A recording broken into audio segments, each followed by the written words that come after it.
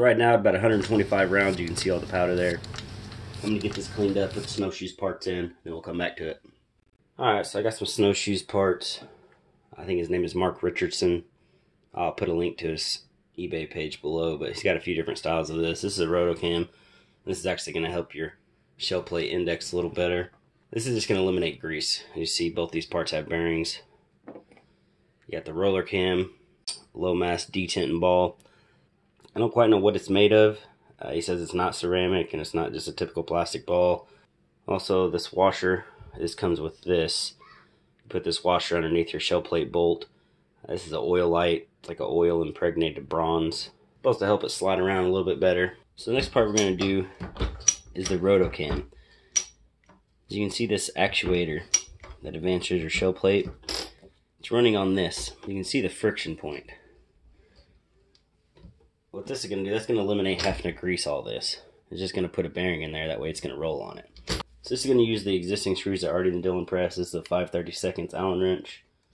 Just going to pop these loose.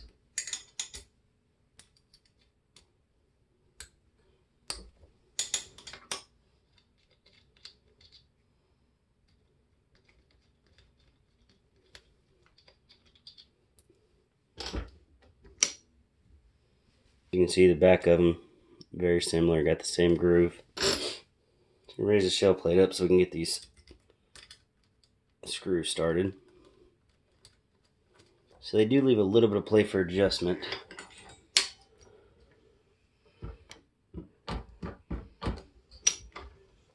So after you do get it put in there, you do want to run it slow a couple times and fast a couple times just to get different speeds to make sure you're not just slopping that shell plate around.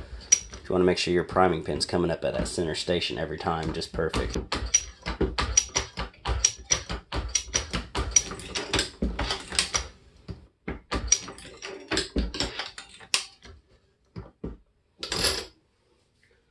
So that's it for that part. Just want to make sure you snug it down good to where it don't move.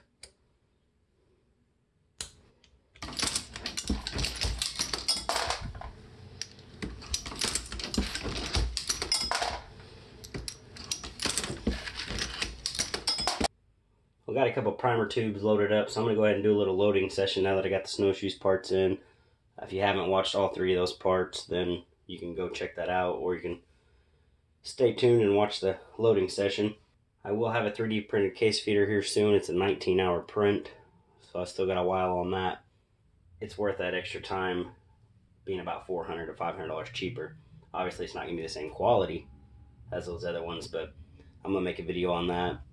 Show the motors, limit switches, stuff like that like I use. And we'll find out if it even works at all. I've seen a few videos of them around. It's an open source file, so anybody can print these if you have a 3D printer or know somebody with one. So for now, I'm going to do a loading session. I'm going to try to taper down the audio because this case feeder is really noisy. That's the worst part about watching any video on a Dillon, is you have tons of noise from the press alone, but then that case feeder just chimes in. Makes the videos really unbearable.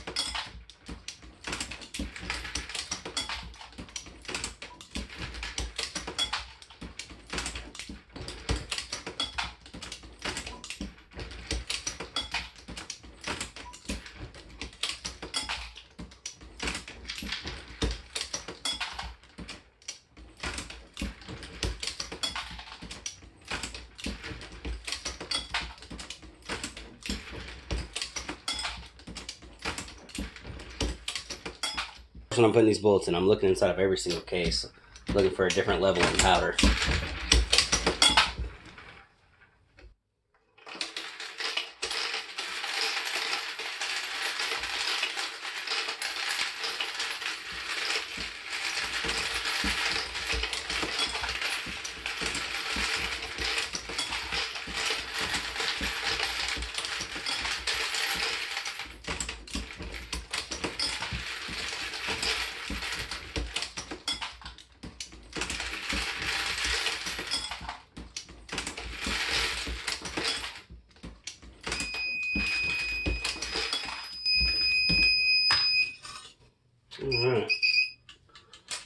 that partial tube's empty, I'll go ahead and add my next tube of primers. Set the primer alarm bar back in. We'll get to loading.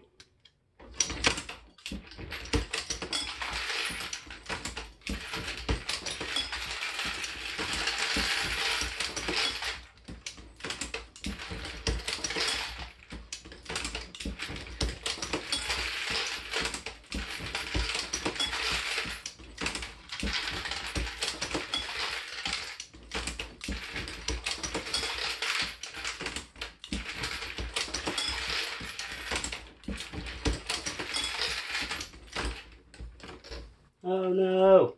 Upside down case. So I can continue my upstroke. And after any mess up, you're going to check your powder just to make sure it all looks good.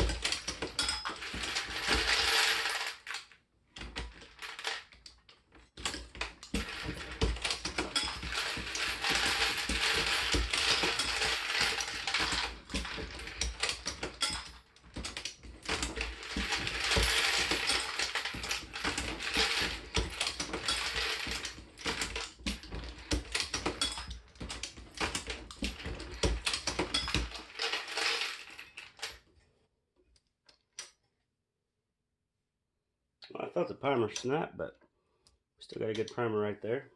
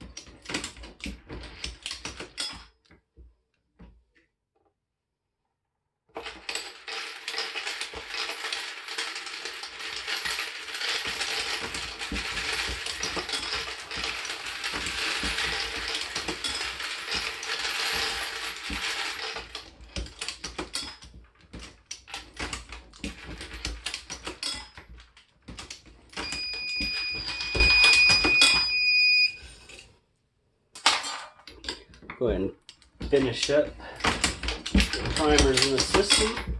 Call it a day. So that was another 100 when that alarm went off. So hopefully somebody seen what time that it started and will be able to tell how long it took to make 100 rounds.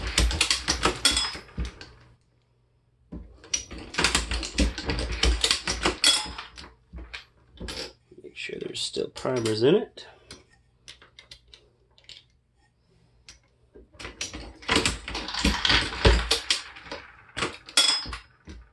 I think we have one more primer in the system after this.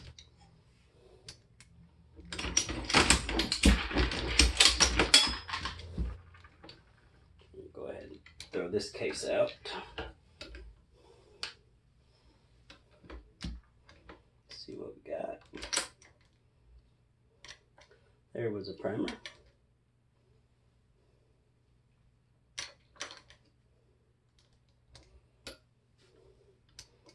I may edit all this crap out. I don't know. No, there's still a few more primers in it.